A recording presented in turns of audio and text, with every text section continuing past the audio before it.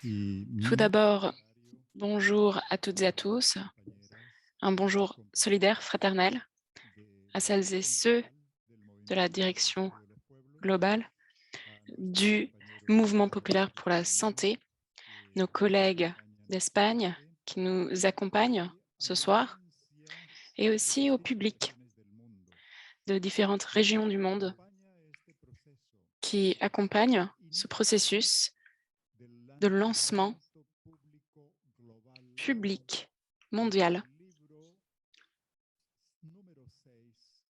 de la du sixième rapport de l'Observatoire de santé mondiale. Ce processus de construction collective, scientifique, intellectuelle et politique est le résultat du travail historique dans des contextes en changement perpétuel de la réalité de la santé mondiale, des conditions de vie de nos peuples, des travailleurs, des travailleuses, des communautés autochtones, des femmes, de différents groupes, différentes identités sexuelles à travers le monde, ainsi que les peuples afrodescendants. Il s'agit donc de personnes, de peuples qui cherchent à identifier les défis principaux à chaque moment, à qui nous sommes confrontés. Et donc,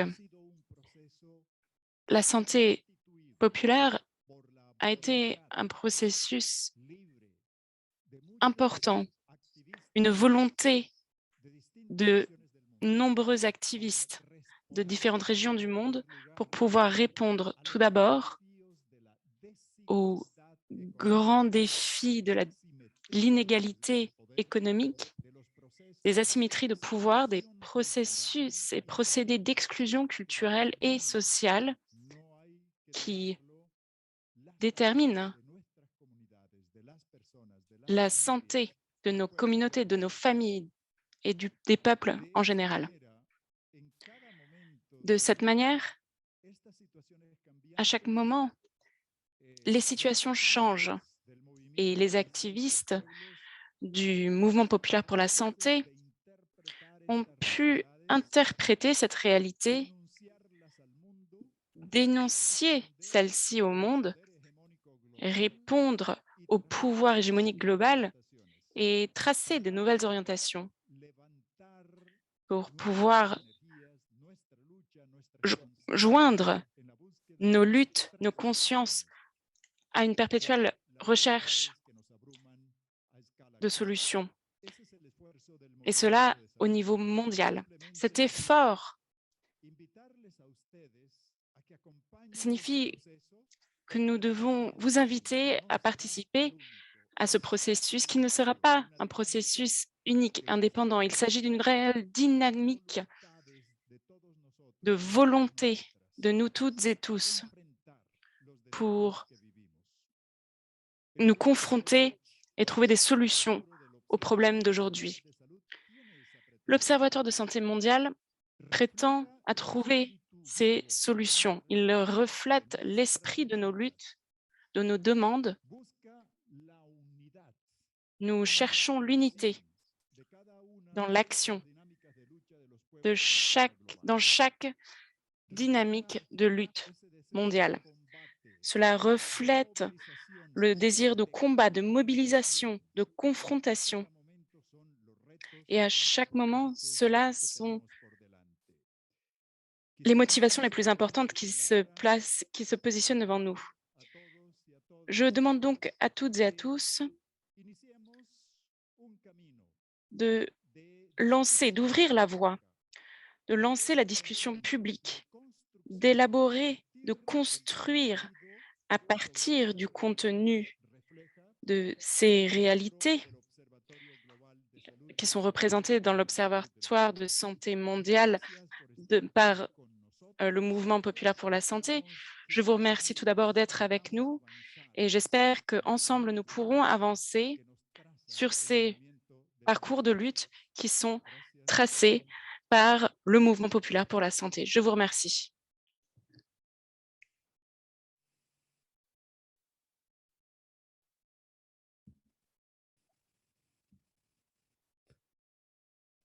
Hola, muy buenas tardes a todas, a todos y a Bonjour à toutes et à tous.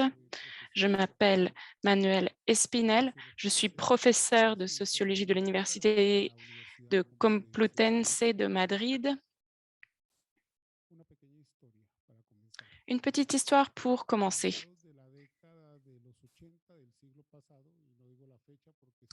Au milieu des années 80, je ne me souviens pas de la date exacte et je refuse de la dire parce que je refuse de vous dévoiler mon âge, mais à l'époque où je faisais mes études avec une autre personne, un ami, un syndicaliste, un activiste, il s'appelait Roman Vega, qui est donc ici présent aussi avec nous aujourd'hui. Et je me souviens aussi de lui qui travaillait aussi en Colombie. Et Roman est maintenant le coordinateur mondial du MPS et moi, je suis professeur à l'université. Donc, cette coïncidence qui remonte à il y a plus de 30 ans, nous rassemble toutes et tous ici aujourd'hui, dans cet auditorium,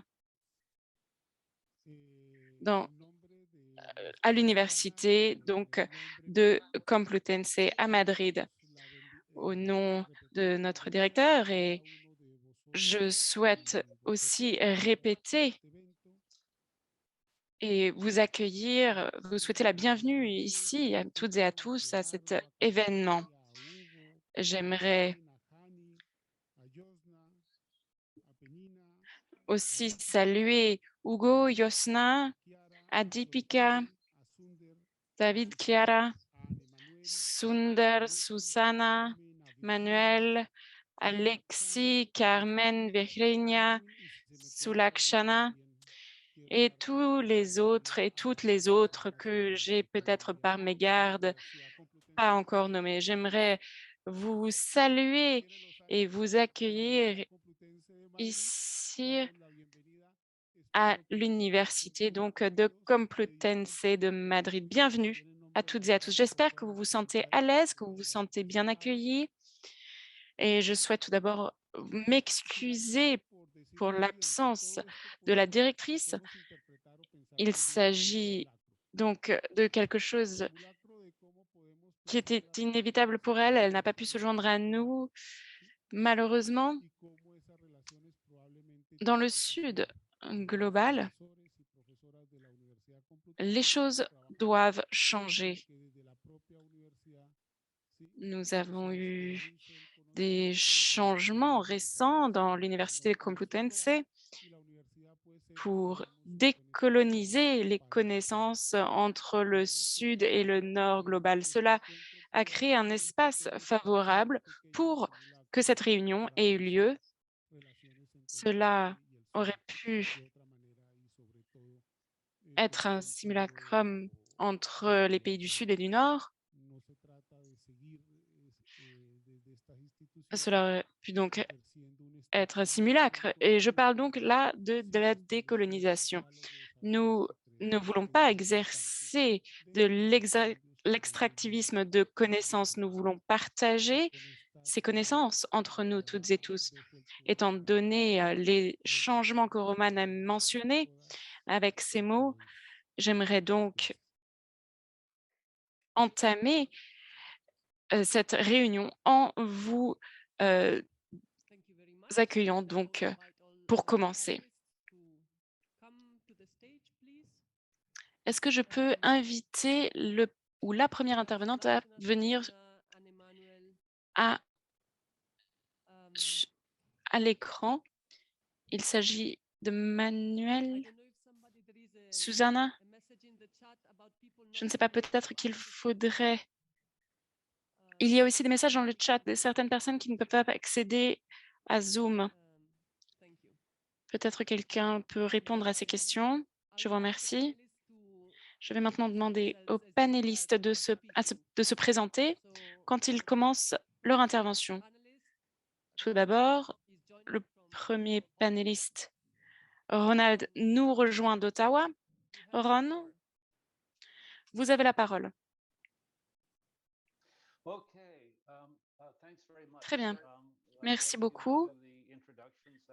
Merci pour cette introduction que nous avons eue donc plus tôt aujourd'hui. Merci à Roman.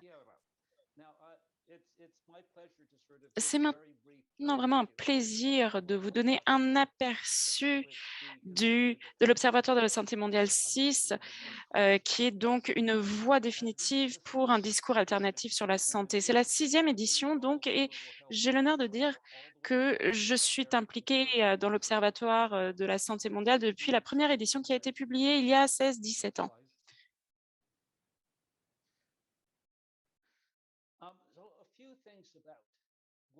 Quelques choses maintenant sur l'Observatoire de la santé mondiale. Il s'agit donc vraiment d'un sous-titre de la pandémie mondiale. Nous avons vraiment commencé à développer le livre déjà avant la pandémie et nous avons dû ensuite vraiment réaviser notre approche, notre analyse suite aux impacts de la pandémie sur la santé mondiale. Il y a eu beaucoup d'auteurs, 110 de 28 pays différents, et cela résulte en 468 pages, et je contrôle bien, c'est, je pense, le plus long observatoire de santé mondiale de toutes les éditions. Donc, avec Chiara Bettini, nous avons eu donc un groupe éditorial. Nous avons travaillé avec de nombreux autres activistes, ONG et partenaires. Malheureusement, mais je pense que aussi il est logique que cette édition soit dédiée à Amit Sengupta et David Sanders qui malheureusement nous ont quittés pendant cette période où nous avons rédigé donc le rapport. La prochaine diapo, s'il vous plaît.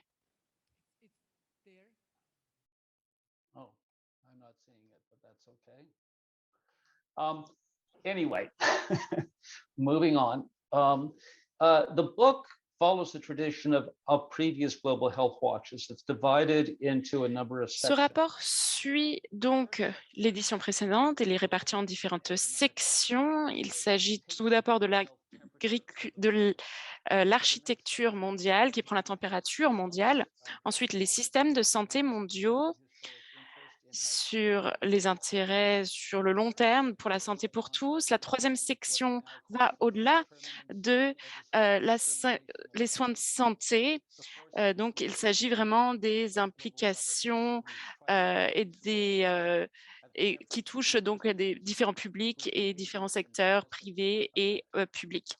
Ensuite, la section D, il s'agit d'une critique de l'état de la gouvernance pour la santé mondiale avec une concentration particulière sur différentes institutions clés et en finissant donc avec une conclusion et un réel intérêt pour les différentes actions d'activistes pour la santé à travers le monde qui soulignent différents points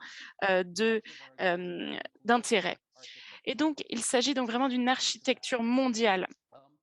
En parlant de cela, le premier chapitre situe de nombreuses personnes dans une continuation de 3 tendances pré-pandémie clés que nous connaissons bien.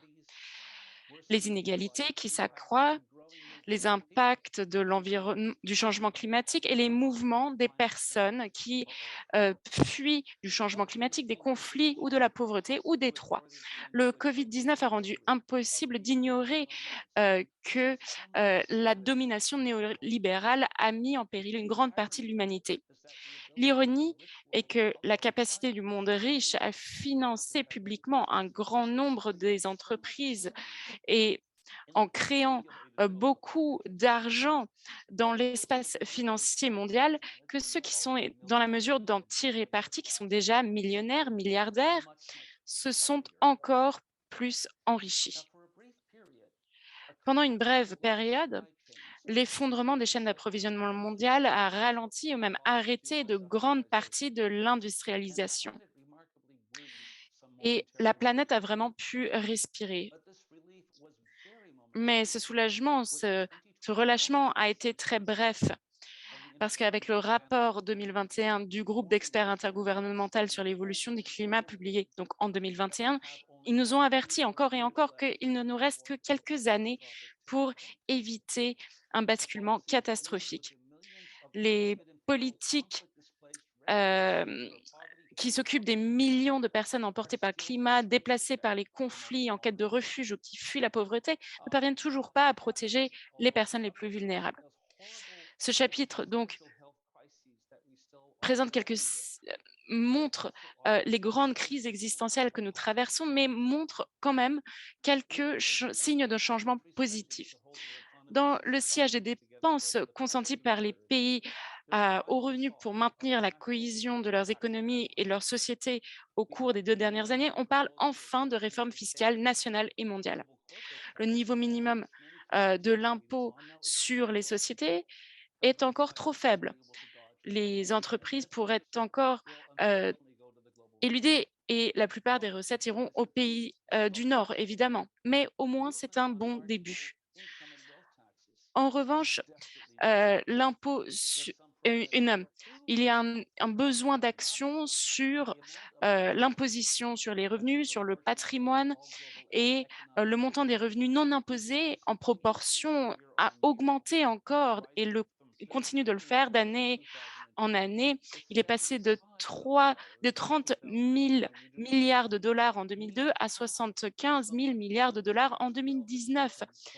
On ne peut pas avoir, il y a une grande pénurie de richesses, il n'y a pas de pénurie de richesses, pardon, mais il y a une très mauvaise répartition entre la population.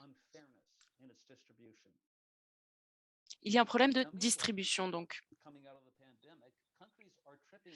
Suivant la pandémie, les pays souhaitent tous devenir de plus en plus verts. Et même si les économies vertes, ces mesures sont limitées, elles ont de grands défauts.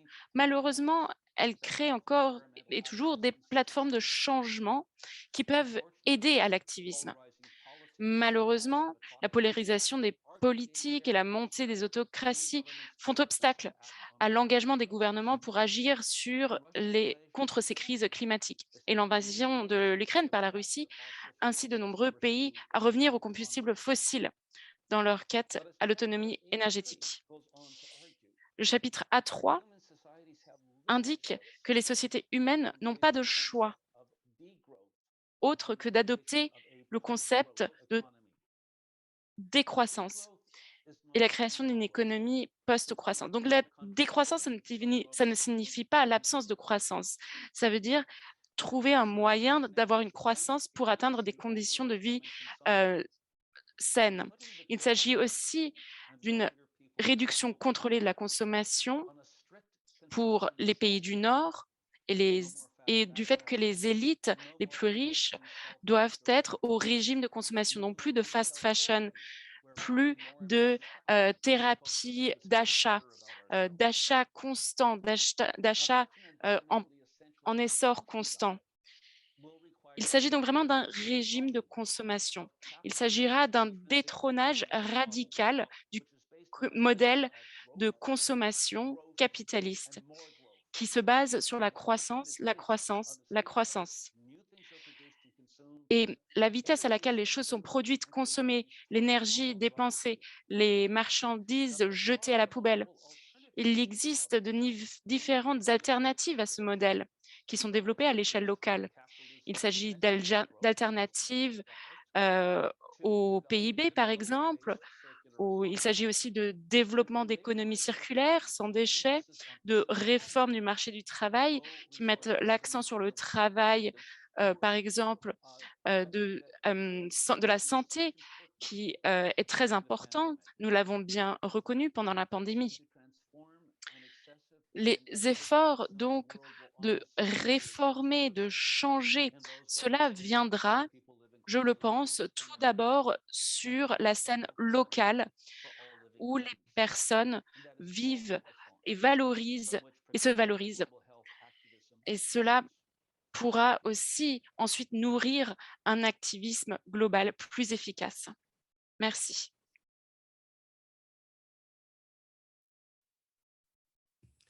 Thank you very much, Ron.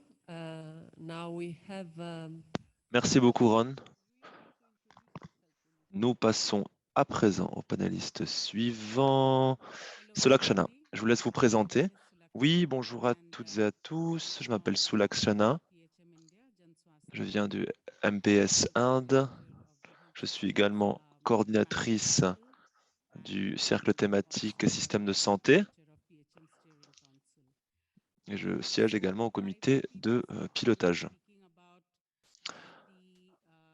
Aujourd'hui, je voudrais donc vous parler du chapitre B1 qui porte sur la couverture sanitaire universelle et sur la fracture sanitaire. Fracture plutôt en matière de soins primaires. Vous l'avez bien vu, la couverture sanitaire universelle est devenue l'une des principales stratégies politiques dans les projets actuels, ce qui est poussé par des facteurs sanitaires aujourd'hui mondiaux, qui sont emmenés par les organisations comme l'OMS et la Banque mondiale, en gros des institutions mondiales classiques. Donc la genèse de la CSU a déjà été traitée dans les anciens rapports de l'Observatoire,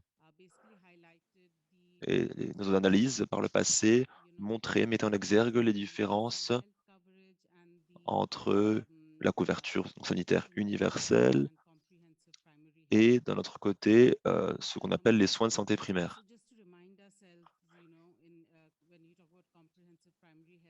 Il faut se rappeler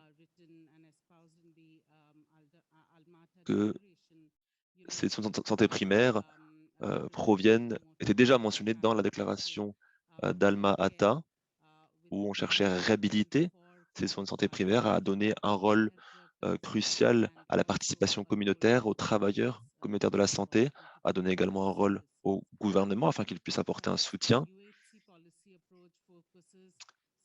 En contraste, les approches actuelles ne se basent que sur la protection financière et sont explicitement utilisées pour des modèles de financement individuels. On ne cherche pas en fait à apporter un soutien au plus grand nombre, mais seulement à l'individu.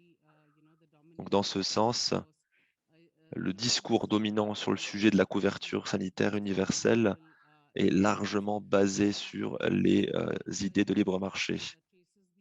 Donc ce chapitre retrace le développement des politiques dans ce sujet, sur ce sujet plutôt depuis, ou plutôt entre 2015 et 2020.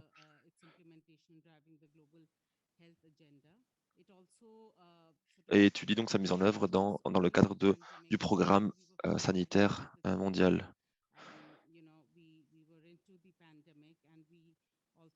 Durant ce travail, nous avons également dû inclure le facteur de la pandémie, débattre des priorités à traiter entre le modèle de financement ou la pandémie. Ensuite, le chapitre analyse en plus de détails de quelle manière la CSU est mise en œuvre dans les pays à revenus intermédiaires et faibles. Il a fallu adopter une approche critique car la CSU est parfois mise en œuvre avec différentes idéologies, que l'on parle donc de systèmes d'assurance, des systèmes de partenariat. On ne sait pas toujours d'où vient l'argent, parce que parfois l'argent il est public, mais le prestataire, lui, est privé. Donc on a essayé de travailler également sur ça, en avançant dans ces chapitres avec les différents contributeurs.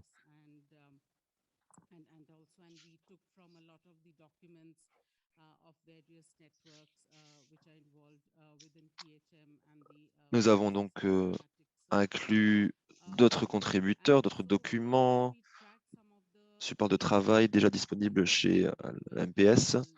Nous avons tracé divers développements récents comme le panel de haut niveau des Nations Unies qui s'est tenu sur le sujet en 2009. Nous avons aussi identifié également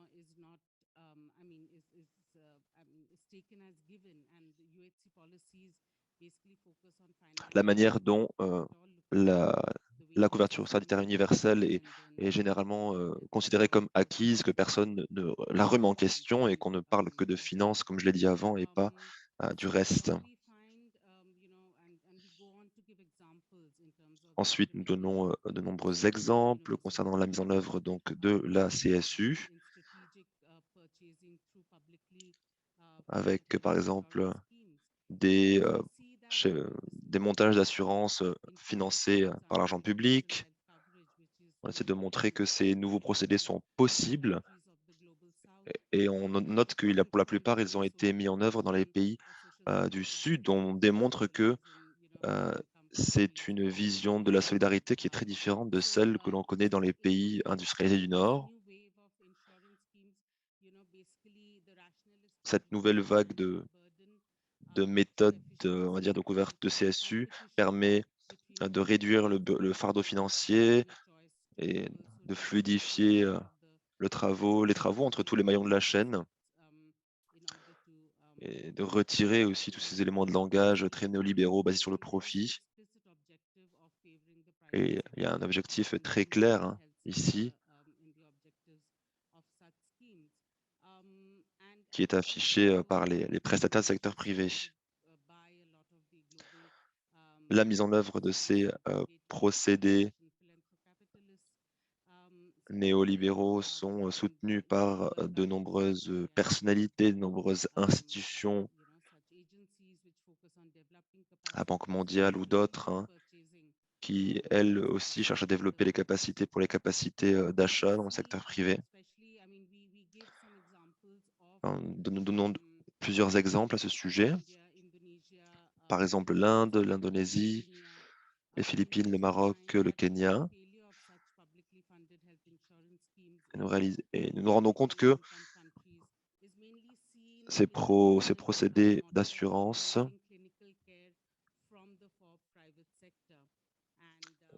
consistent à impliquer quasi uniquement les acteurs privés, même lorsque l'argent est public.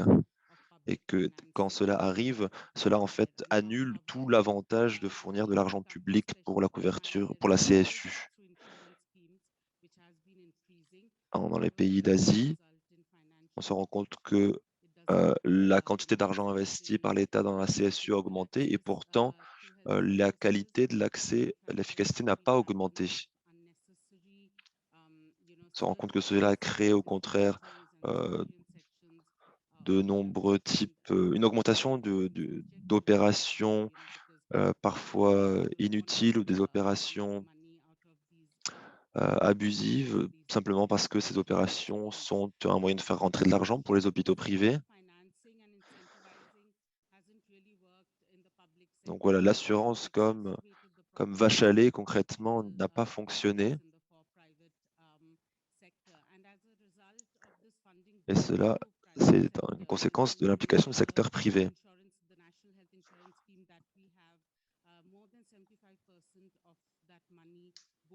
75% de l'argent investi dans ce secteur va directement au secteur privé. Cela, évidemment, ces fonds ne vont pas aider les personnes les plus vulnérables, les personnes vivant en zone rurale, en zone défavorisée, les groupes marginalisés de manière générale. Dans ce chapitre, nous étudions également de quelle manière certaines initiatives mondiales comme Special Frontiers, UK Aid ou Dutch Aid, des partenariats donc publics-privés, dopent parfois, alimentent le secteur privé dans leur pays. Je pense à l'Ouganda, par exemple, au lieu d'utiliser cet argent public pour renforcer le secteur public. Nous donnons également un avertissement concernant ce réflexe d'acheter les services secteur privé plutôt que de renforcer le secteur public. Cette tendance commence à toucher les soins de santé primaires. Donc, les pays du Sud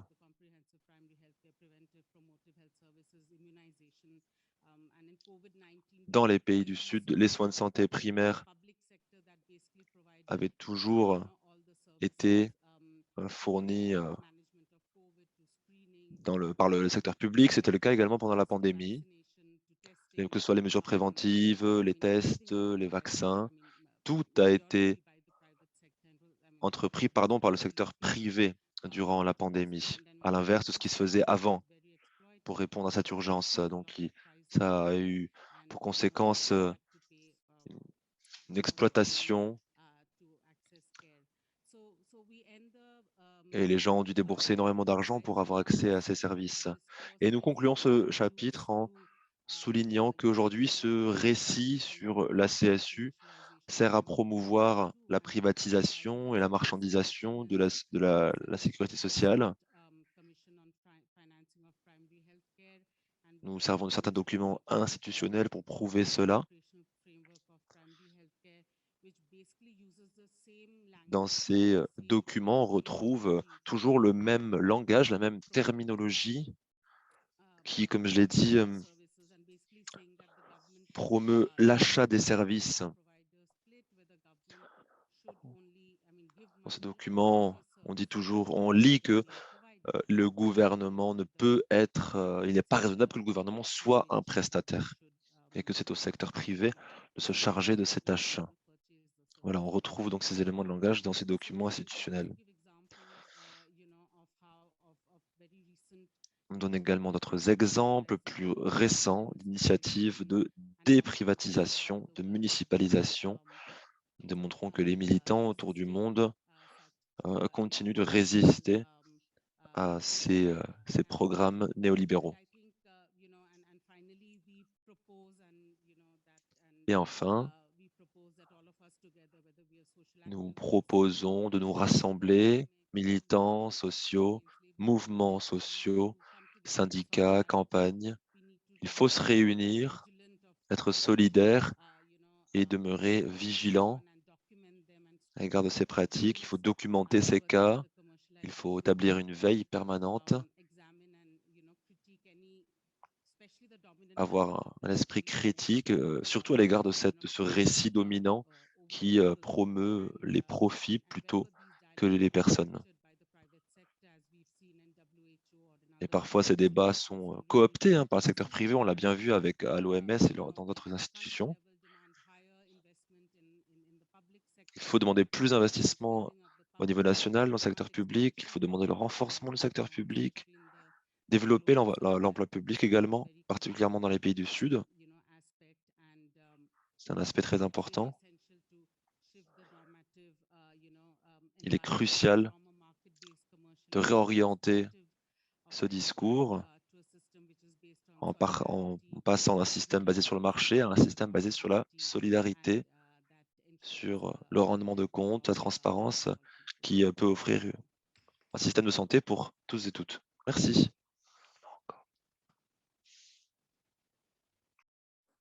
Thank you very much, Sulakshana. So we are happy to share a Merci small beaucoup, Sulakshana. Alors, nous allons à présent diffuser une petite vidéo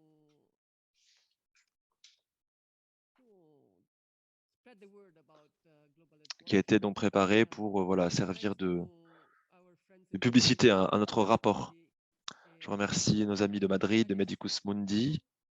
Cette vidéo a été produite avec des sous-titres espagnols. J'espère que ça va fonctionner. Alors, si j'arrive à partager mon écran.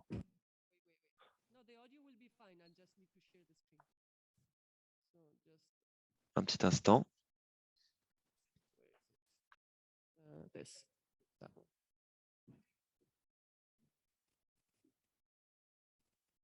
Okay, I hope everybody can see it. Alors, j'espère que vous pouvez tous et toutes la voir, c'est bon? Yes, ready? Okay. Tout le monde est prêt, on y va.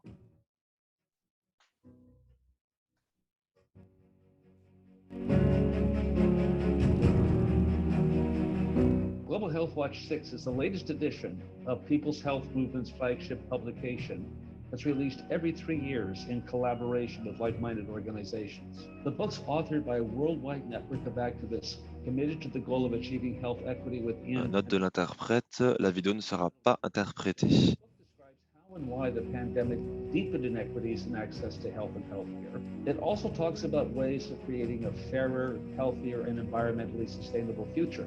Ensuring equitable and quality health services for every human being on earth is a long-standing goal of PHM.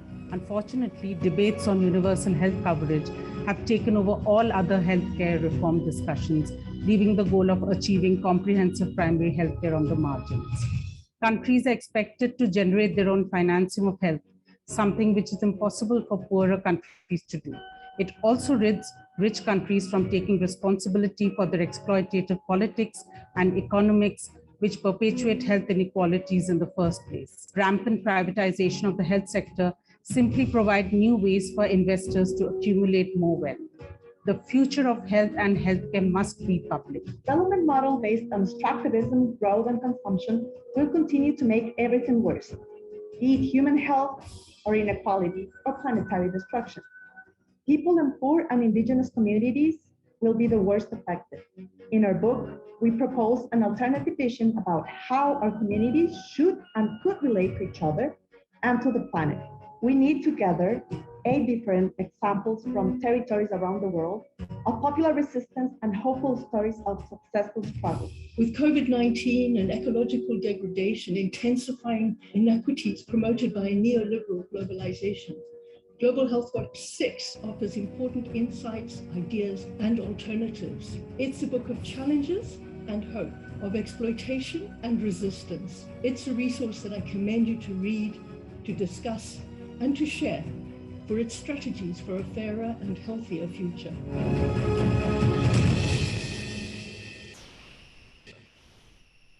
Yeah, that was it.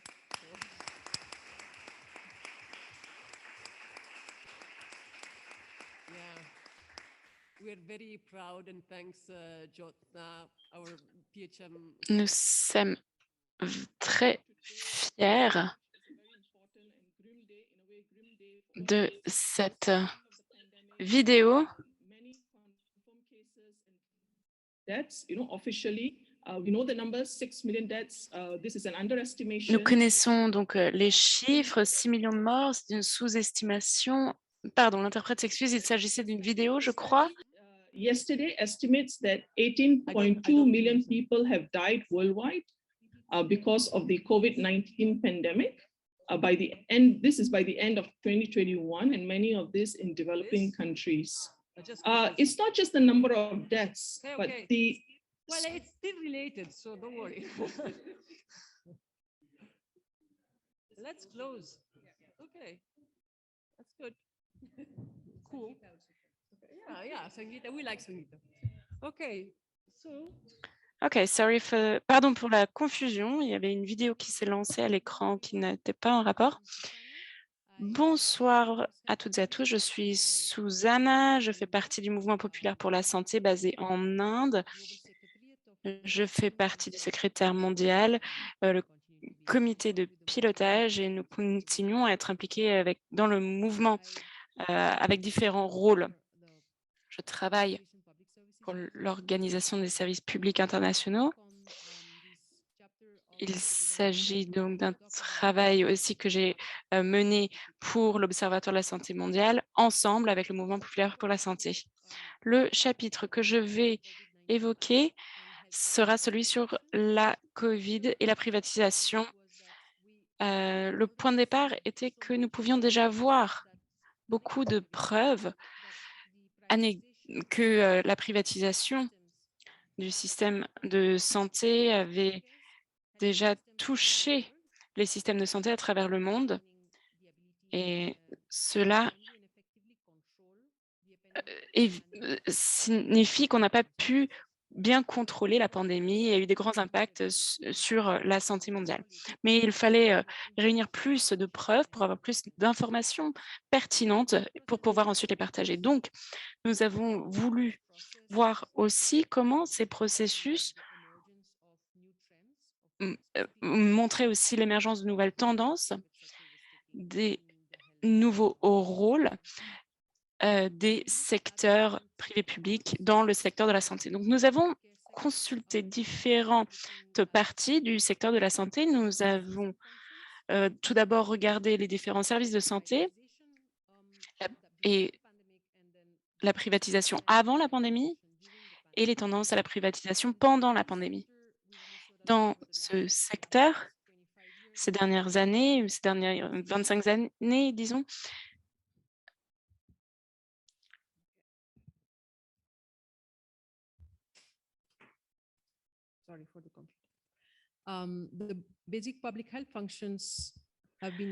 les fonctions basiques de santé ont été érodées. Les services de santé ont été érodés dans les pays à faible revenu, à moyen revenu, parce que les gouvernements tout simplement ne priorisaient pas ces secteurs. Ce n'est pas un secteur qui fournit qui crée des ressources et donc il est vraiment laissé pour compte. Donc, tout ce qui est le traçage, la gestion des données, les communications, toutes ces fonctions ne sont pas gérées adéquatement par le secteur public. Et avec la pandémie, beaucoup ont été aussi externalisés vers des corporations privées. Certaines fonctions vraiment ont été abandonnées à elles-mêmes. Et je pense que beaucoup des implications ont bien été vues quand les vaccins sont sortis, où les peuples avaient l'impression qu'ils n'étaient pas informés. Il y a eu un manque de confiance avec les systèmes de santé publique, de l'hésitation par rapport aux conseils aussi qui étaient donnés sur ces vaccins. Mais dans d'autres domaines comme les tests, les traçages de contacts, le suivi des contacts, tout cela a été externalisé au secteur privé. Tout ce qui est test était vraiment de la responsabilité du privé, donc cela ne faisait pas partie d'une stratégie publique. Et cela signifie donc que les paiements étaient importants. Parfois, les assurances les prendraient et les rembourseraient, mais pas toujours. Donc, pour ce qui est du suivi des cas contacts, là aussi, cela était externalisé à des fournisseurs privés ou en partenariat avec des fournisseurs de soins de santé. En parallèle à ça, nous avons aussi les quantités de données qui devaient être rassemblées, analysées, et celles-ci tombent dans les mains du secteur privé. Il y a eu quelques thèses qui ont mené à des situations de controverse, des situations où des entreprises, des grands groupes basés en Royaume-Uni, en Grèce, qui dominaient les contrats. Il y avait des questions de vie privée, d'informations personnelles qui ont été avec des sécurités qui ont été brisées. Donc, il y a de grandes questions. Qui domine, qui détient les données? Qu'est-ce qu'on en fait? Quelles sont toutes ces tendances, toutes ces questions se sont vraiment multipliées pendant la pandémie. Voilà, je pense, donc un élément qui émerge de cette section, de ce chapitre. Maintenant, pour la privatisation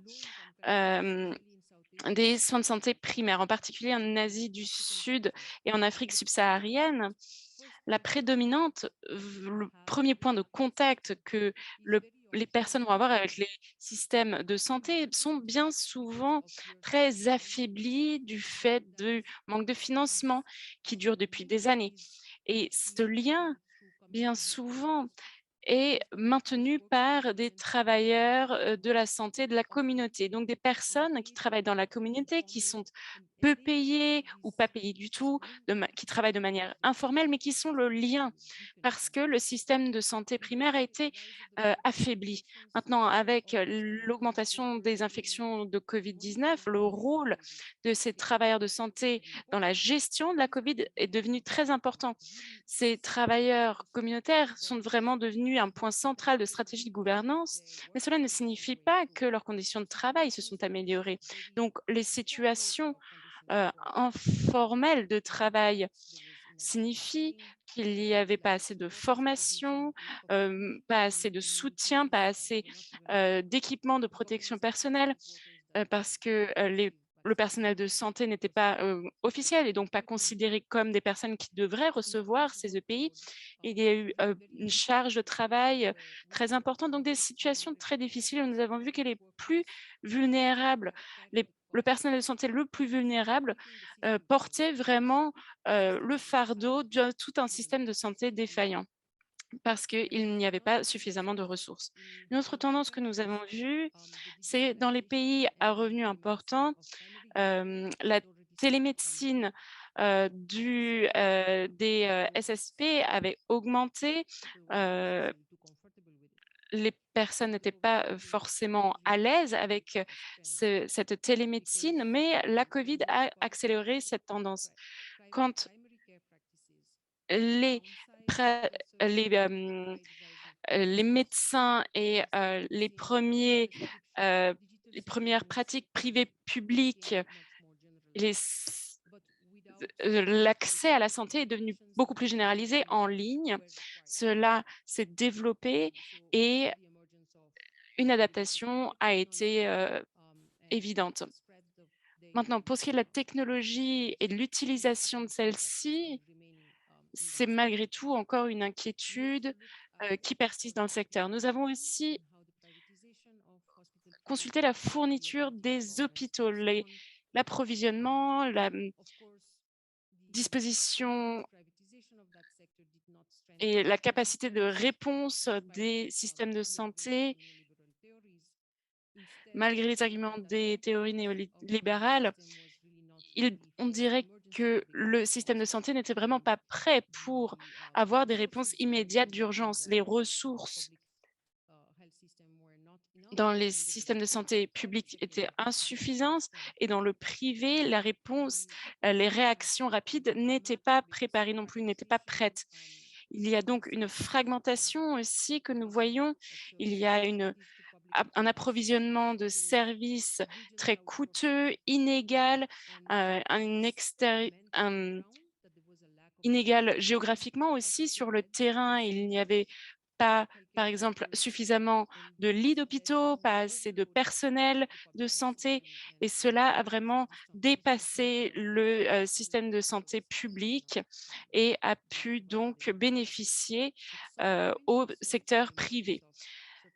Parfois, nous avons aussi eu des réactions de gouvernement, des réactions fortes qui ont réquisitionné donc des ressources privées, mais tout cela était bien souvent en échange d'un remboursement.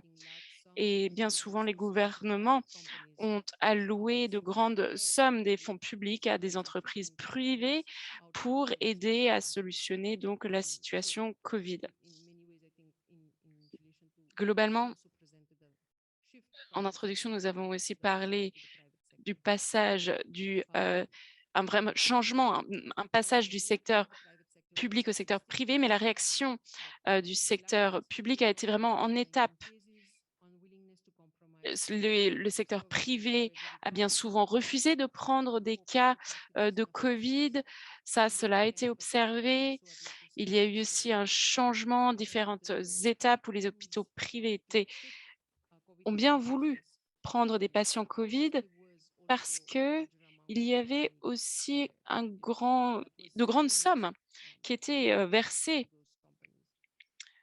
pour accueillir ces patients par le gouvernement. Et donc, il s'agit maintenant vraiment de réunir les informations pour pouvoir tirer des conclusions sur la privatisation avant la Covid, pendant la Covid, et voir quelles ont été les répercussions concernant l'accès à la santé. nous amenons aussi quelques éléments, quelques indications sur comment nous pouvons renforcer les systèmes de santé publique qui sont vraiment une étape importante pour le contrôle de la pandémie, mais aussi des investissements nécessaires pour pouvoir renforcer nos systèmes de santé publique et pour pouvoir faire face aux futures pandémies. Nous devons donc augmenter les investissements pour des infrastructures publiques neuves ou la modernisation des infrastructures existantes. Il faut assurer l'autonomisation, le soutien du personnel de santé, assurer des conditions de travail long terme pour le personnel de santé, des régulations strictes des services de santé numérique. Il faut aussi avoir des réglementations à cet égard et aussi resocialiser les services de santé essentiels. Il faut que cela revienne aux mains du secteur public. Dans les pays à revenus élevés, il y a eu des problèmes de Covid, surtout dans les centres de soins de santé privés qui n'avaient pas assez de personnel à disposition et donc plus de cas. Toutes ces informations, vous pourrez les retrouver dans notre rapport et vous pourrez aussi donc les reconsidérer par rapport aux situations dans vos pays respectifs. Je vous remercie. Merci, Susanna. À présent, nos deux derniers panélistes. Tout d'abord, Amoulia. Amoulia, je vous laisse vous présenter. Je vais vous laisser un petit instant pour vous installer et faire un partage d'écran.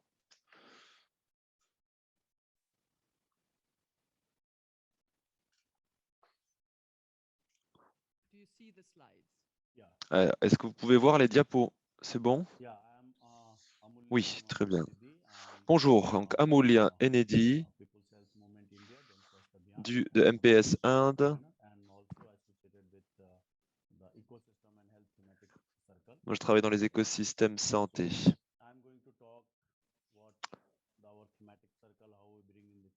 Alors, je vais parler donc du travail du cercle thématique santé.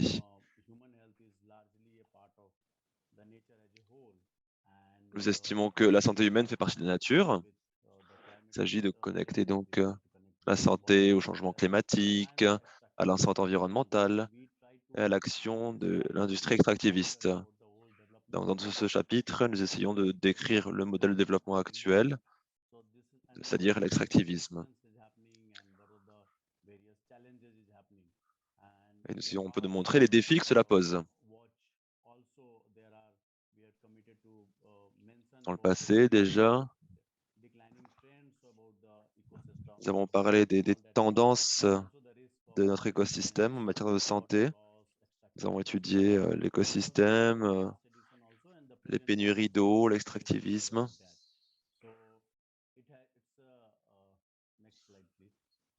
Diapo suivante, s'il vous plaît.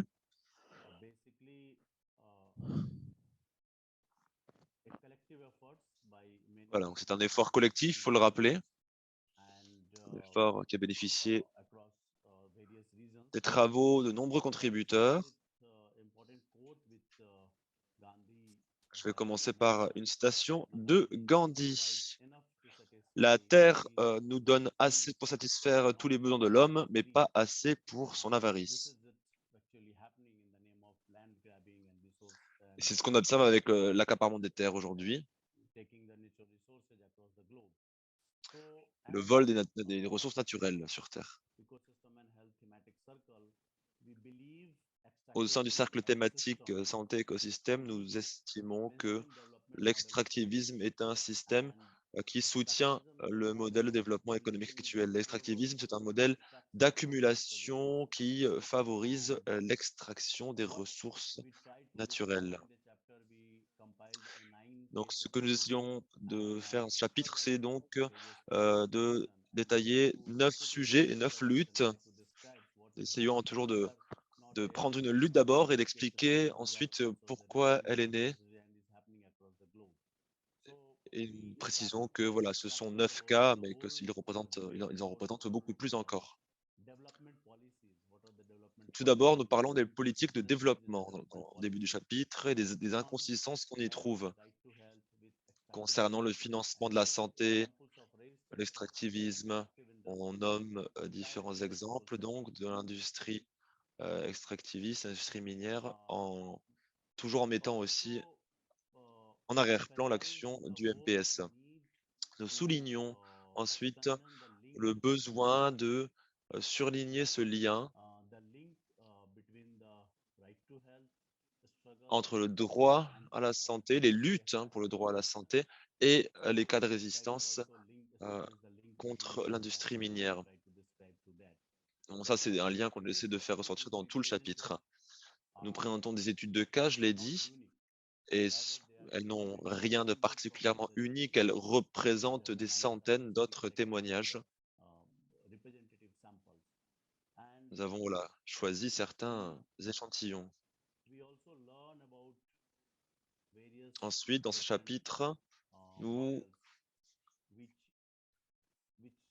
étudions différents modèles qui remettent en question justement la domination du paradigme du développement extractiviste.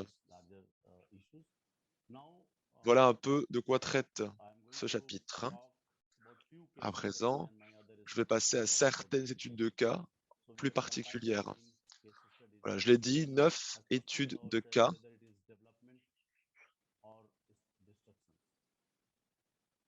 9 histoires à partager qui parlent de développement,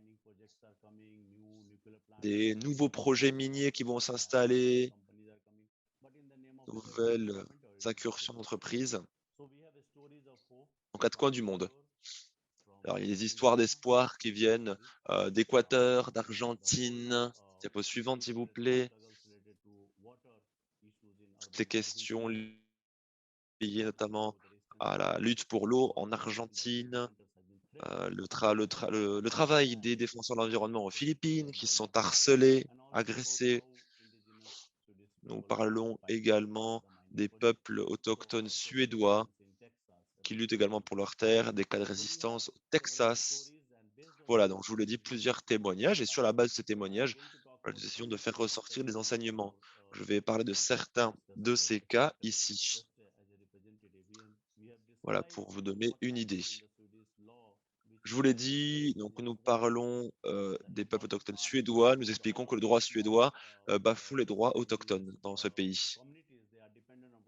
Il y a des communautés donc autochtones en Suède, qui dépendent de l'agriculture de subsistance.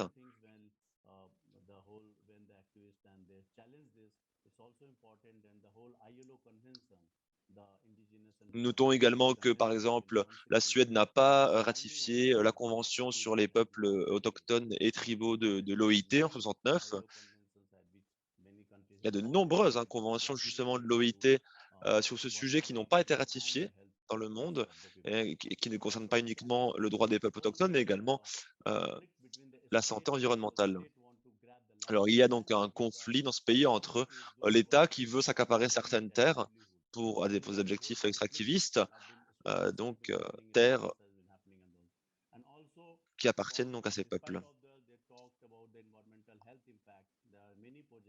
Et en dépit de ces discours de façade sur l'environnement, eh bien l'État continue d'investir dans l'industrie minière et participe à la destruction de ces terres. Et cela a des conséquences sociales et sanitaires très négatives pour donc le peuple Sami, peuple de Laponie, donc autochtone de Suède. Voilà, nous avons donc étayé tout cela avec nombreux documents de recherche pour faire remonter donc ce cas de Suède. Deuxième étude de cas dont je vous parle aujourd'hui concernant donc les défenseurs de l'environnement aux Philippines.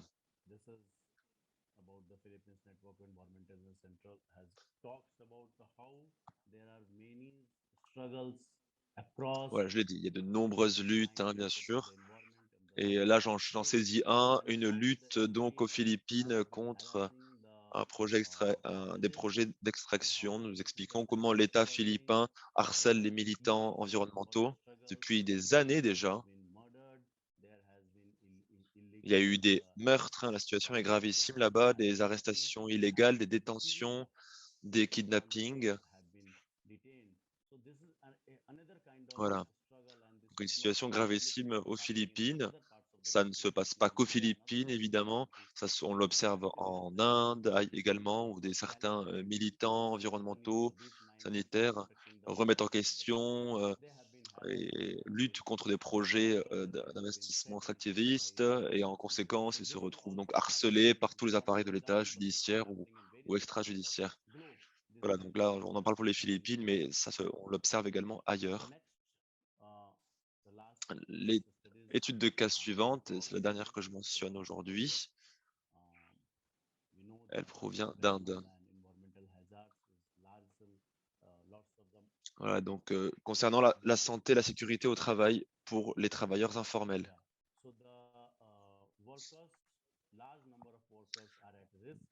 De très nombreux travailleurs sont syndiqués, sont militants.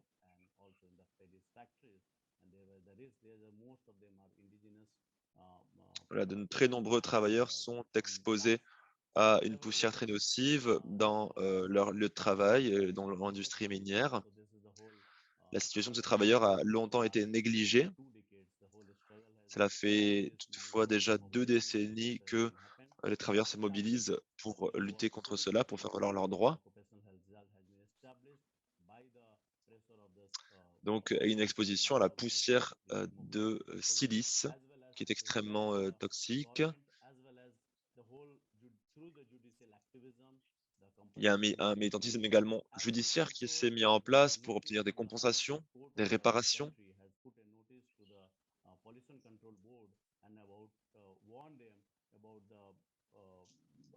Health and safety of the people. So this is happening and there's a now On a tenté voilà, un peu de mener un activisme local par les voies judiciaires, mais également par les voies militantes classiques.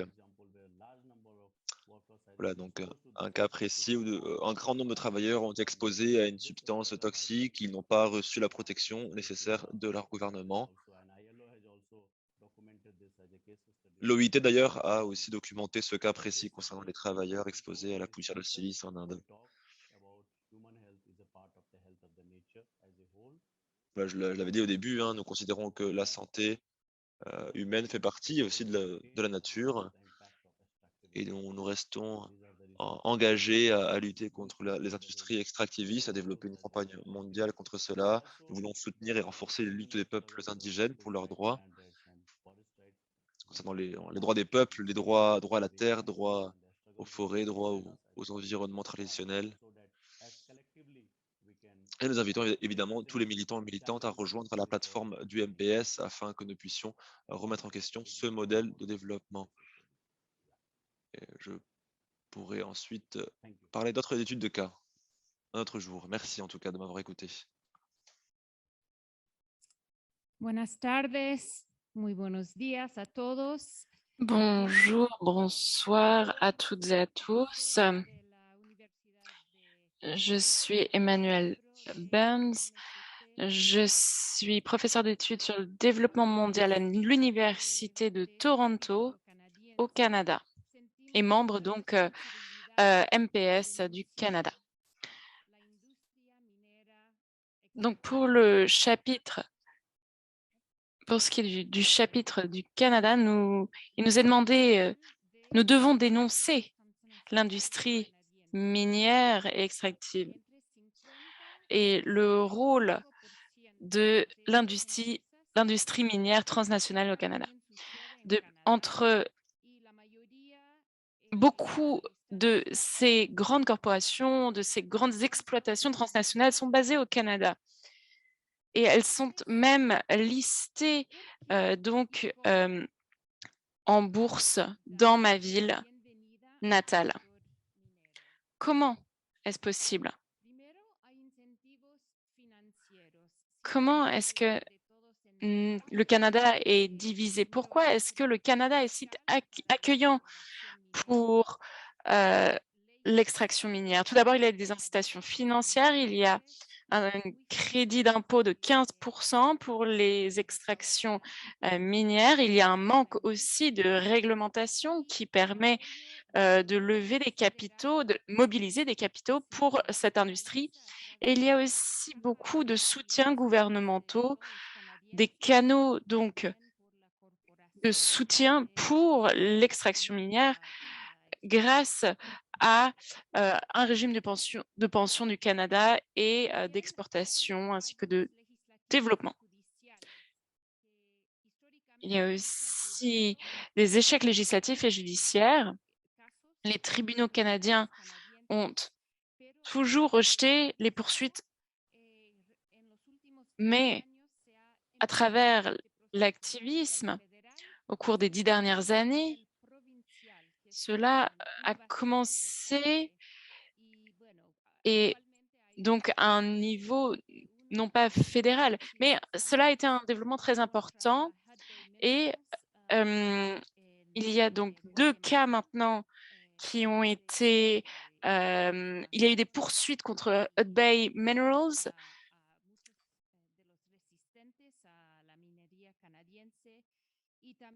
où beaucoup d'entreprises au Guatemala ont été traînées en justice. Il y a eu aussi un cas contre le travail forcé en Érythrée qui a été poursuivi aussi en Colombie-Britannique. Et l'idée de la responsabilité est en fait une blague pour l'extraction minière. Pour ce qui est de l'extraction minière au Canada et à travers le monde, il s'agit de quelque chose qui est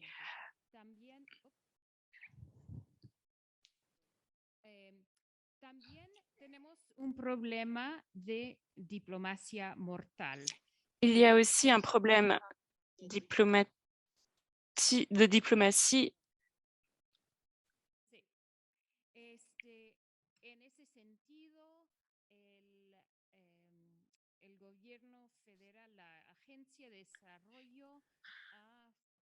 Le gouvernement fédéral et l'Agence de développement du Canada a financé des projets pour redévelopper les codes canadiens pour l'extraction minière et a soutenu les gouvernements répressifs en Amérique latine, au Honduras, entre autres.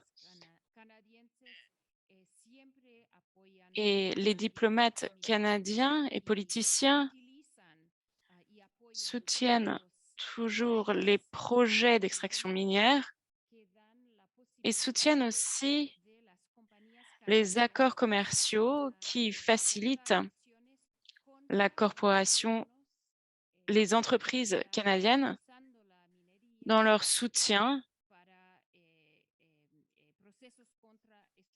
pour leur stratégie d'extraction minière. Et il s'agit donc là d'un énorme problème.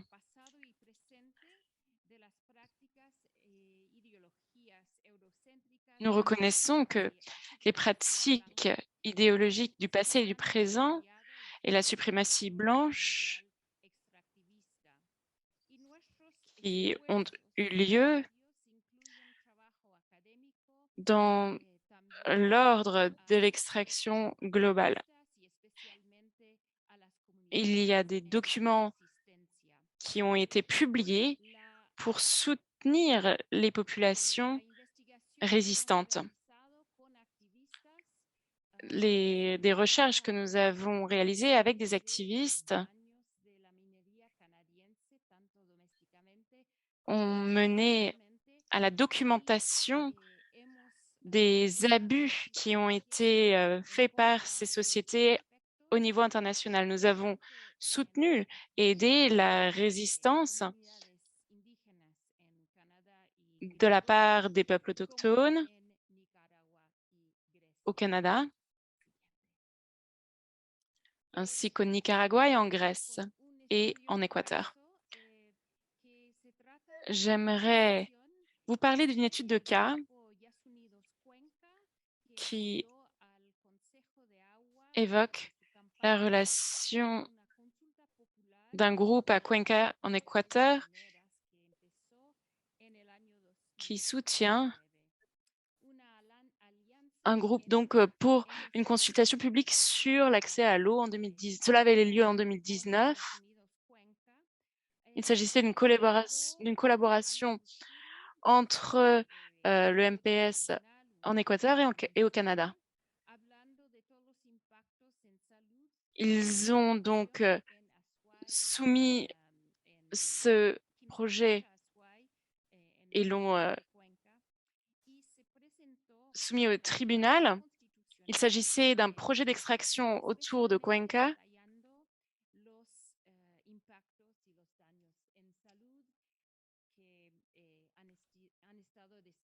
et dans ce projet, nous avons bien déterminé les impacts qui découleraient de ce projet minier, les impacts sur la santé, sur l'environnement, sur l'eau. Nous avons mené une série d'actions dans les années à Toronto.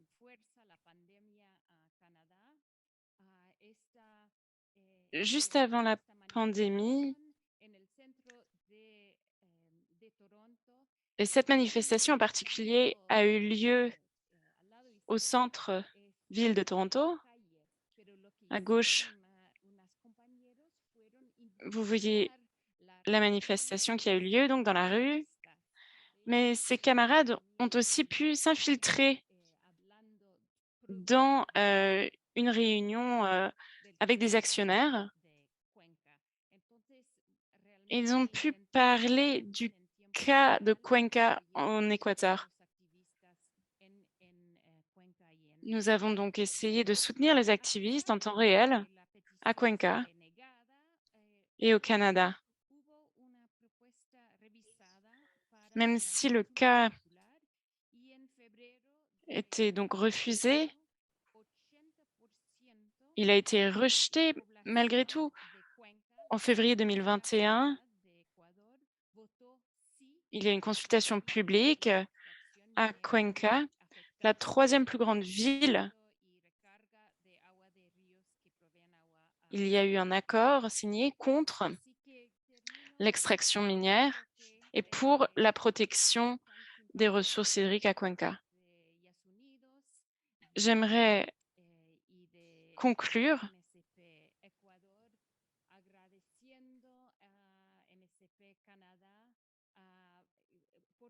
en affichant donc ce message de remerciement qui remercie donc le groupe Yes Unidos et le groupe pour la nature et le peuple de Cuenca. Nous souhaitons poursuivre cette solidarité non seulement avec nos camarades d'Équateur qui résistent aux grandes entreprises et sociétés canadiennes, mais aussi au peuple en Argentine et aussi les MPS à travers les d'autres pays. Merci à tous nos panélistes, merci aux participants et participantes également. J'espère que nous avons bien pu vous montrer sur quoi porte vraiment cet observatoire et ce rapport sur la santé mondiale. L'idée est de parler de la santé comme d'un élément lié au commerce, au secteur privé, c'est lié également à la santé, à l'environnement, aux écosystèmes et au système de santé. C'est également intrinsèquement lié aux luttes. Donc le contenu de ce rapport et les analyses qu'on y trouve sont alimentées par nos luttes. On l'a bien vu également dans les éditions précédentes, c'est l'idée de ce rapport est d'alimenter les luttes. Alors, nous avons un peu moins d'une demi-heure, disons jusqu'à 20h15, donc nous voudrions en profiter pour vous donner la parole à vous. Je pense notamment aux personnes locales hein, aux Madrilènes qui sont ici avec nous. Ron a bien mentionné que ce rapport est dédié à nos chers camarades qui ne sont plus avec nous aujourd'hui, ou disons qui ne sont plus avec nous physiquement. Excusez-moi.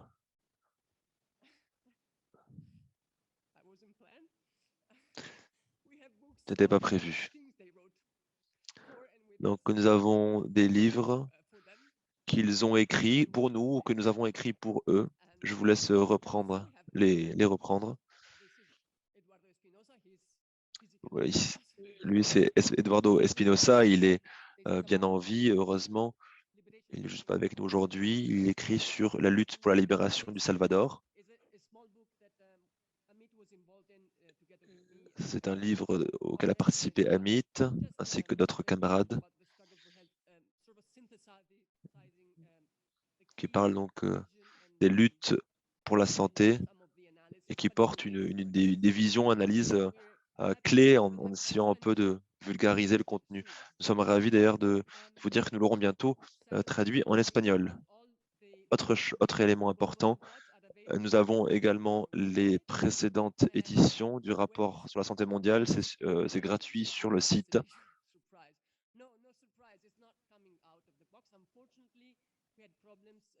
Concernant notre nouvelle édition, malheureusement, nous avons eu des soucis avec l'expédition des livres. Nous aurions dû nous les faire envoyer par nos amis belges. Il y a eu des problèmes à la frontière. Donc, malheureusement, nous n'avons pas donc, ce 6e rapport à vous présenter en papier. Mais vous pouvez le commander depuis le site, hein, directement depuis la maison de publication. Et nous aurons nos propres éditions, nos propres, copies disponibles également très bientôt. N'hésitez pas à rester en contact avec moi si vous voulez plus d'informations sur ce sujet. Voilà un peu ce que je voulais ajouter. Là-dessus, je me tourne vers vous si vous voulez prendre la parole. Si vous avez des questions sur le rapport, sur le contenu, évidemment, tout va bien. Mais si vous voulez simplement prendre la parole pour faire un partage sur votre propre lutte, vous êtes les bienvenus. Et vous pouvez vous exprimer dans presque n'importe quelle langue, en tout cas clairement en l'espagnol. Et je vous demande bien sûr de vous rappeler de parler dans le micro et de parler lentement et clairement pour les interprètes. Alors, excusez-nous, nous allons d'abord prioriser les personnes qui sont dans la salle, mais nous pouvons demander aux participants et participantes sur Zoom d'écrire dans le chat s'ils ont quelque chose à dire, afin qu'on puisse reprendre votre message.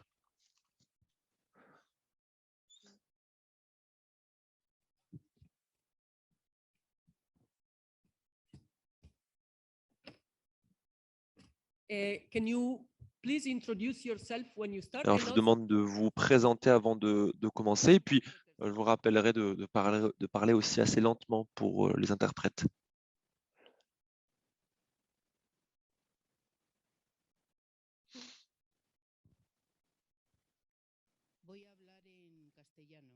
Oui, bonjour, je vais parler en castillan. Bonjour à tous. C'est un grand plaisir d'être ici, de revoir Chiara notamment. Nous nous sommes connus il y a quelques années à Bruxelles.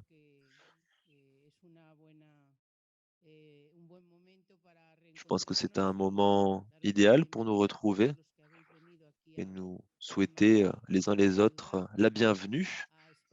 Bienvenue à Madrid, ma ville, en Espagne, mon pays. J'espère que vous vous trouvez bien et que vous profitez de ce travail et de ce séjour. Je suis Carmen Esbri, je représente un mouvement qui est né ici à Madrid qui s'appelle Marea Blanca, Marée Blanche. Nous luttons tous et toutes dans le monde pour la santé universelle, je le crois, et je pense que nous avons comme objectif commun la santé universelle comme droit humain de toutes les personnes.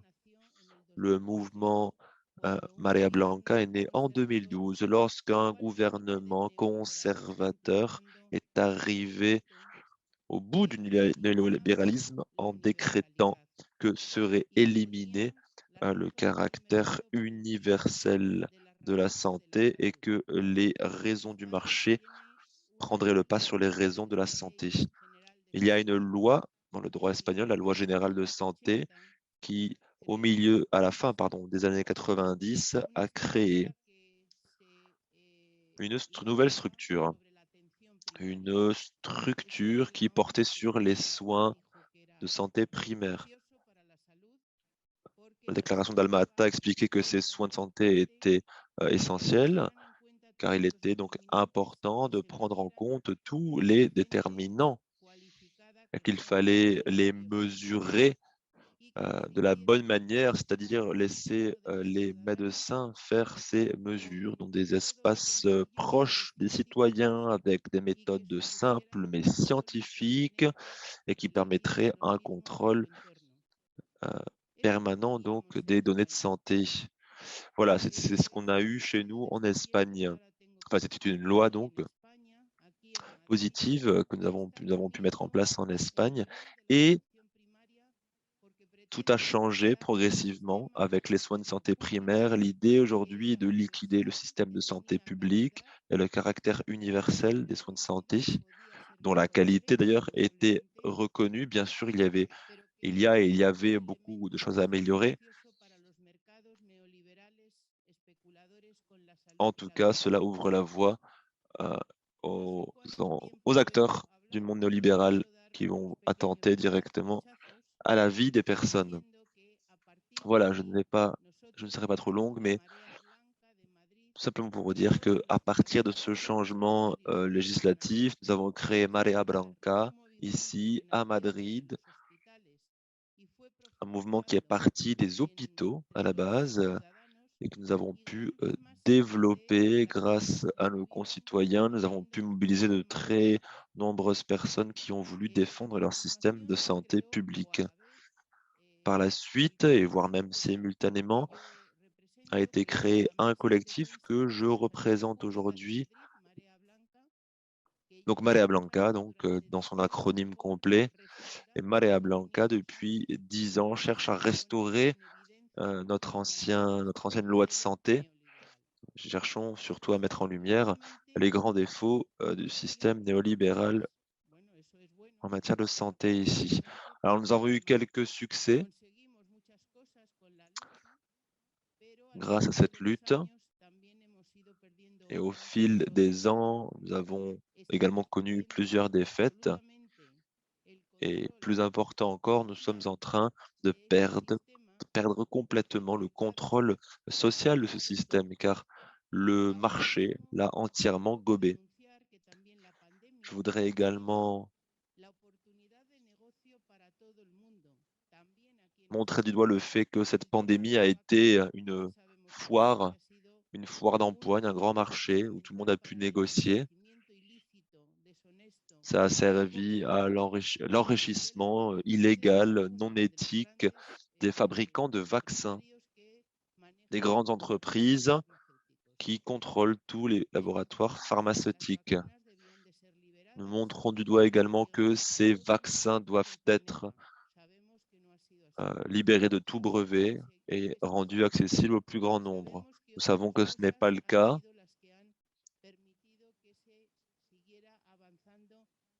Nous savons que de nombreux facteurs permettent cet enrichissement excessif face à la précarisation massive du plus grand nombre.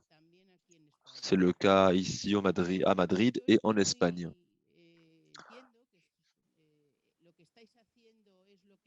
Bon, je comprends bien que ce que vous faites, et d'ailleurs ce que nous faisons aussi, je sais que nous avons un objectif et une lutte en commun.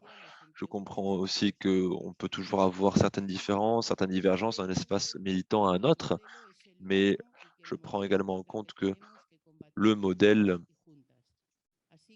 contre lequel nous luttons tous et toutes est le même. Je terminerai en disant la chose suivante.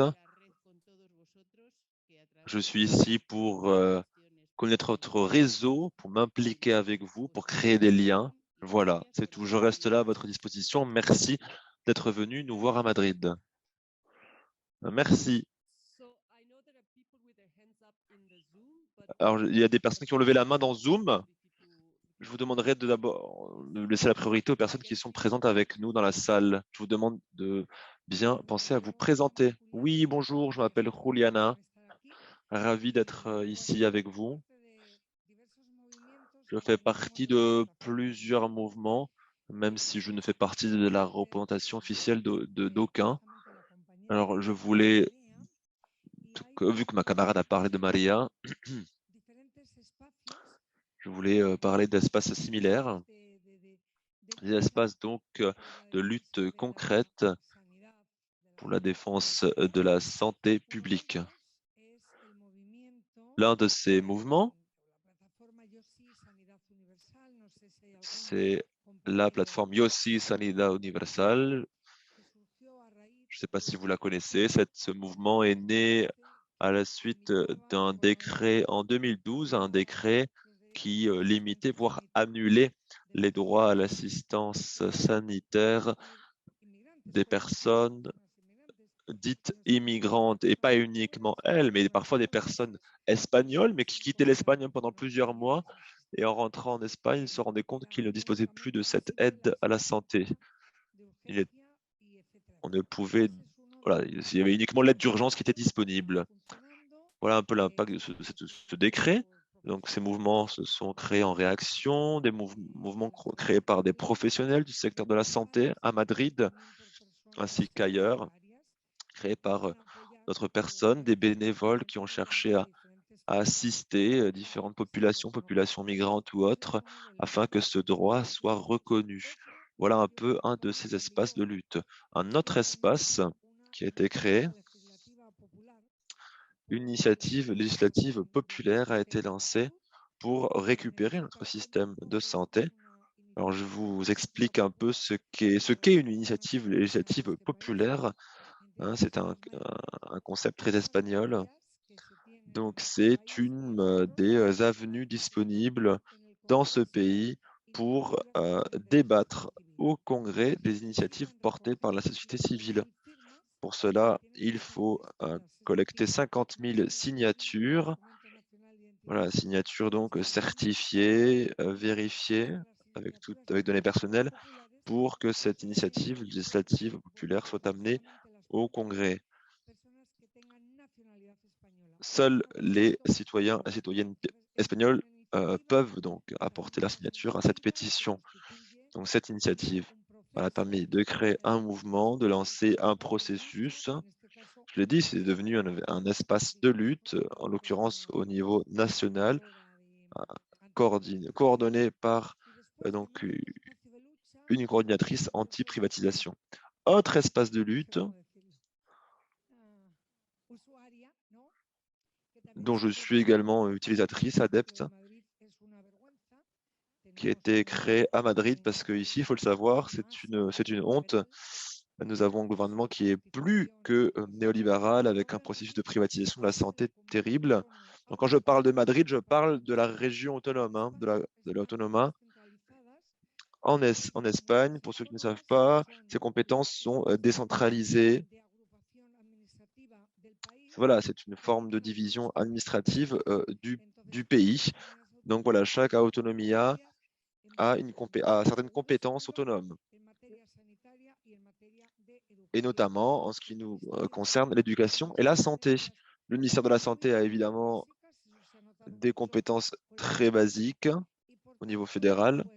On l'a bien vu avec la pandémie. Et ainsi, donc, les conséquences, c'est que à Madrid, donc, nous avons le système de santé les plus libéralisés. Donc, nous avons concrètement un accord de principe avec le secteur privé dans cette région concernant la médecine de spécialistes. Comme il y a des listes d'attente extrêmement longues afin de passer différents tests dans différentes médecines spécialisées, alors il faut conclure différents accords avec le secteur privé. Et l'un de ces espaces de lutte et de résistance, je finis, c'est donc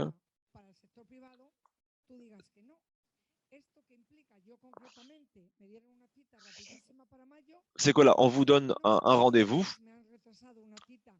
mais on vous dit que ce n'est pas possible et que donc il faut concrètement la conséquence, c'est que le secteur privé ne parvient pas à traiter le volume de rendez-vous et qu'on finit par ne plus avoir de service du tout. Merci. Who else would like to intervene from the room? Qui d'autre aimerait prendre la parole dans la salle?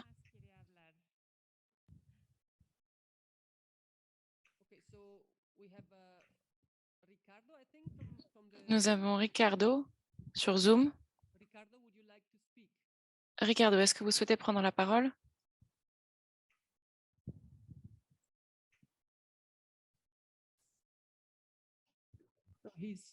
Bueno, no sé si... Sí, muchas gracias. Saludos. Merci, bonjour.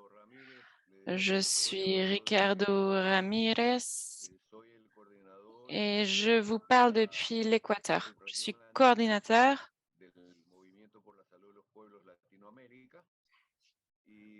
des sous-régions du Mouvement populaire pour la santé.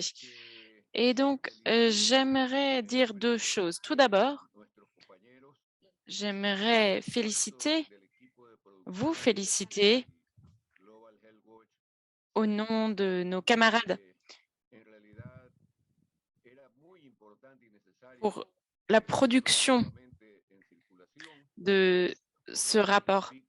C'est quelque chose qui était très important et il fallait qu'il soit publié, qu'il soit rédigé puis publié pour ce qu'il représente. C'est un rapport pour le monde de nos luttes.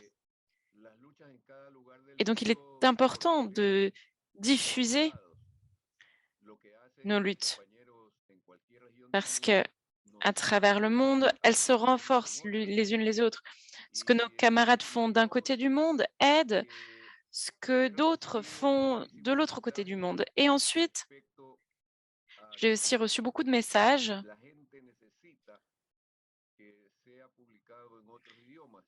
qui indiquent que le monde a besoin de la publication du rapport dans différentes langues. Pour mon cas, ce sera l'espagnol, mais donc cela permettra une meilleure diffusion plus large et rendra le contenu plus accessible.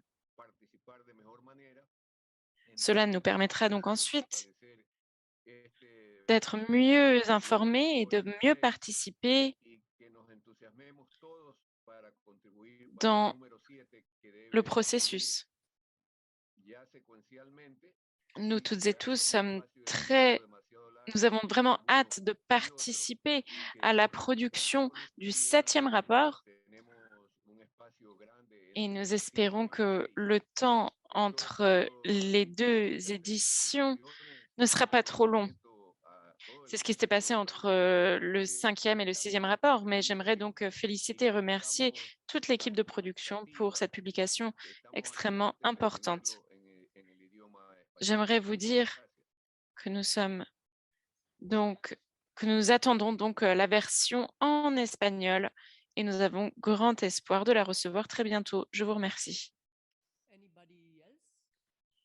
Est-ce que quelqu'un d'autre souhaite prendre la parole?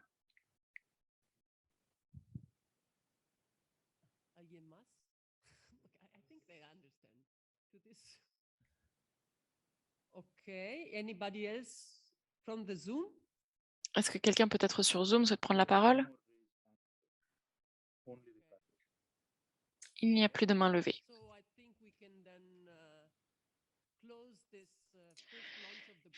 Très bien. Alors, je pense que nous pouvons conclure cette session.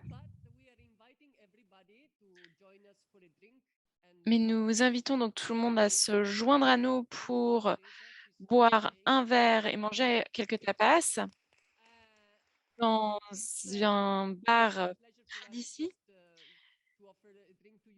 Ce sera un plaisir de vous inviter à boire un verre et d'échanger encore un peu plus. Je pense qu'il y a beaucoup de monde ici dans la salle qui viennent de différents pays et ce serait bien d'utiliser, de saisir cette opportunité pour pouvoir vraiment apprendre à se connaître et échanger un peu plus.